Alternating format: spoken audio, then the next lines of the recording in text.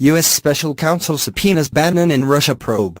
U.S. President Donald Trump's former chief strategist, Steve Bannon, has been subpoenaed to testify before a federal grand jury in a probe of alleged ties between Moscow and Washington in the U.S. 2016 presidential campaign.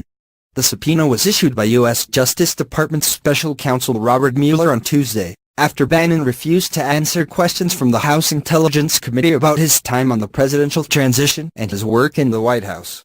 Mueller's office declined to comment, as it was the first time the counsel, leading the investigation into alleged Russian interference in last year's election, used a subpoena against a member of Trump's inner circle.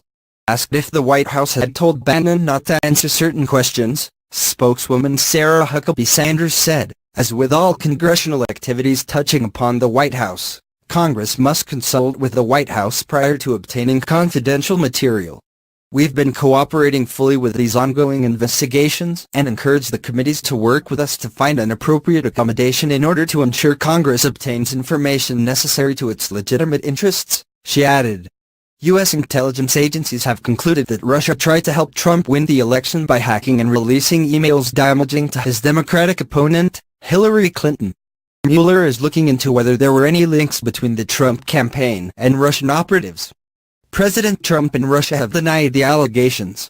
In a recently published book named Fire and Fury, Inside the Trump White House, the 64-year-old political strategist is quoted as saying that a pre-election meeting between Trump's son and a Russian lawyer was treasonous and unpatriotic.